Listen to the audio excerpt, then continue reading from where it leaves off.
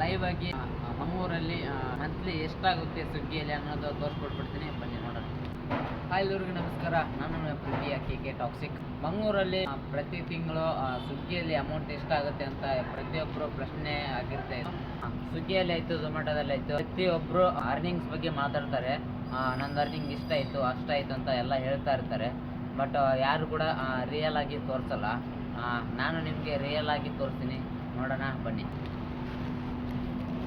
ಅಂತ ಕಾಣ್ತಾ ಇರಬಹುದು ನಿಮಗೆ, ಮಂತ್ಲಿ 42,000 ಆಗಿದೆ. 3 ರೂಪಾಯಿ ಕಡಿಮೆ 42,000 ಆಗಿದೆ ಮಂತ್ಲಿ. ನೋಡ್ತಾ ಇರ್ಬೋದು ನೀವು. ಲಾಗಿನ್ ಅವರು ದಿವಸಕ್ಕೆ 14 ಅವರ್ ಮಾಡ್ತಾಯಿದ್ದೀವಿ ನಾವು.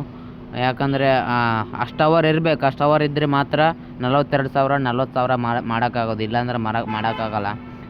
ಅಂದರೆ ಬೆಳಗ್ಗೆ ನಾವು 6 ಗಂಟೆಗೆ ಬಂದು ಕಂಟಿನ್ಯೂ ಆಗಿ ರಾತ್ರಿ 9-10 ಗಂಟೆ ತನಕ ಲಾಗಿನ್ ಇದ್ದರೆ ಮಾತ್ರ ಇಷ್ಟು ಮಾಡೋಕ್ಕಾಗೋದು, ಇಲ್ಲಾಂದರೆ ಮಾಡೋಕ್ಕಾಗಲ್ಲ. ಯಾಕಂದರೆ ಟಾರ್ಗೆಟ್ ಕಂಪ್ಲೀಟ್ ಮಾಡೋಕ್ಕಿರುತ್ತೆ. ಆ ಟಾರ್ಗೆಟ್ ಕಂಪ್ಲೀಟ್ ಮಾಡಿ ನಾವು ಮನೆಗೆ ಹೋಗ್ಬೇಕು. ಟಾರ್ಗೆಟ್ ಕಂಪ್ಲೀಟ್ ಮಾಡಿಲ್ಲ ಅಂದರೆ ನಮಗೆ ಮನೆಗೆ ಹೋಗೋಕ್ಕಾಗಲ್ಲ.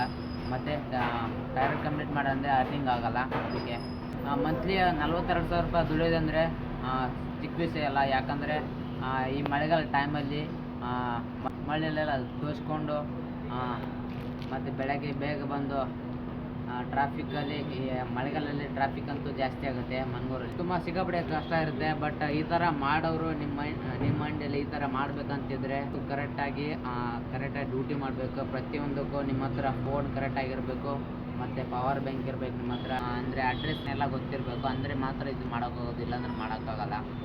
ಮಾಲ್ ಒಳಗೆ ಹೋದರೆ ನಮಗೆ ರೈನ್ ಕೋಟು ಒಳಗೆ ಬಿಡೋಲ್ಲ. ಯಾಕಂದರೆ ಬಟ್ಟೆ ಎಲ್ಲ ರೈನ್ ಕೋಟ್ ಎಲ್ಲ ಹೋಗಿರುತ್ತೆ, ಮಾಲ್ ಒಳಗೆ ಬಿಡೋಲ್ಲ. ಮತ್ತು ಕೆಲವು ಅಪಾರ್ಟ್ಮೆಂಟ್ ಒಳಗೂ ಕೂಡ ಅಷ್ಟೇ, ನಾವು ರೈನ್ ಕೋಟ್ ಹಾಕೊಂಡು ಹೋದರೆ ರೈನ್ ಕೋಟ್ ಬಿಚ್ಚಿ ಹೋಗಂತಾರೆ. ಯಾಕಂದರೆ ನಾವು ಬಟ್ಟೆ ಹೆಂಗೆ ಹೋಗಿರುತ್ತೋ ಆ ಥರ ಅದು ಹೋಗಿರುತ್ತೆ. ತೋಜೋದು ಬಟ್ಟೆ ಹಾಕ್ಕೊಳಕ್ಕಾಗಲ್ಲ. ಯಾಕಂದರೆ ಅದ್ರ ಒಳಗೇನ ನಾವು ಇನ್ನೂ ಚಳಿ ಆಗ್ತಾ ಇರುತ್ತೆ ನಮಗೆ, ಆದರೂ ಕೂಡ ಸ್ವಲ್ಪ ಕಂಟ್ರೋಲ್ ಮಾಡ್ಕೊಂಡು ಹೋಗ್ತೀವಿ.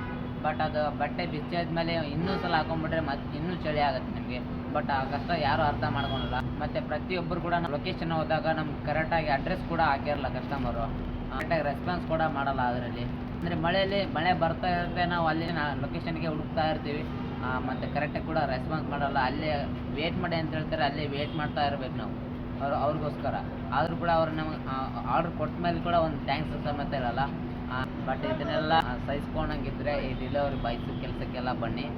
ಎಷ್ಟಾಗುತ್ತೆ ಅಷ್ಟು ಸಹಿಸ್ಕೊಳ್ಳೋಕ್ಕಾಗಲ್ಲ ಅಂದರೆ ಕೂಡ ನಿಮ್ಮ ತಪ್ಪಿಲ್ಲ ಅಂದರೆ ಬಿಡಕ್ಕೆ ಹೋಗ್ಬೇಡಿ. ನೀವು ಕೂಡ ಏನು ಮಾತಾಡಬೇಕು ಅದನ್ನು ಮಾತಾಡಿ ಬನ್ನಿ. ಯಾಕಂದರೆ ಪ್ರತಿ ಸಲನೂ ಹಂಗಾದರೆ ನೀವು ವಾಪಸ್ಸು ಮಾತಾಡಲೇಬೇಕಾಗುತ್ತೆ. ಪ್ರತಿ ಸಲ ಒಂದು ಸಲ 2 ಸಲ ಬಿಡ್ಬೋದು, ಬಟ್ ಪ್ರತಿ ಸಲ ಹಂಗಾದರೆ ಬಿಡೋಕ್ಕಾಗಲ್ಲ. ನೀವು ಕೂಡ ರೆಸ್ಪಾನ್ಸ್ ಮಾಡಬೇಕಾಗುತ್ತೆ. ಅದಕ್ಕೆ ಇವತ್ತಿನ ವಿಡಿಯೋ ಇದಾಗಿತ್ತು. ಇಷ್ಟೆಲ್ಲ ಸಹಿಸ್ಕೊಬೇಕಿದ್ರೆ ಕಷ್ಟಪಡ್ತೀನಿ ಅಂದರೆ ಮಾತ್ರ ಇಷ್ಟೆಲ್ಲ ದುಡ್ಡು ಸಿಗುತ್ತೆ, ಇಲ್ಲಾಂದರೆ ಕಷ್ಟಪಟ್ಟರೆ ದುಡ್ಡು ಸಿಗೋಲ್ಲ. ಡೆಲಿವರಿ ಬಾಯ್ಸ್ ಕೆಲಸ ಅಂದರೆ ಅಷ್ಟು ಸುಲಭ ಏನಿಲ್ಲ. ಅದರಲ್ಲಿ ಕಷ್ಟಪಟ್ಟರು ಕೂಡ ಪ್ರತಿಫಲ ನಮಗೆ ಸಿಕ್ಕೇ ಸಿಗುತ್ತೆ. ಬಟ್ ಎಲ್ಲ ಸಹಿಸ್ಕೊಂಡೋಗಿದ್ರೆ ಬನ್ನಿ. ಇವತ್ತಿನ ವಿಡಿಯೋ ಇದಾಗಿತ್ತು. ಹಾಗೆ ಯಾವುದೆಲ್ಲ ನಿಮ್ಮ ಹತ್ರ ಕ್ವಶನ್ ಇದೆ ಕಮೆಂಟ್ ಮಾಡಿ, ಅದಕ್ಕೋಸ್ಕರ ನಾನು ಕಾಯ್ತಾ ಇರ್ತೀನಿ.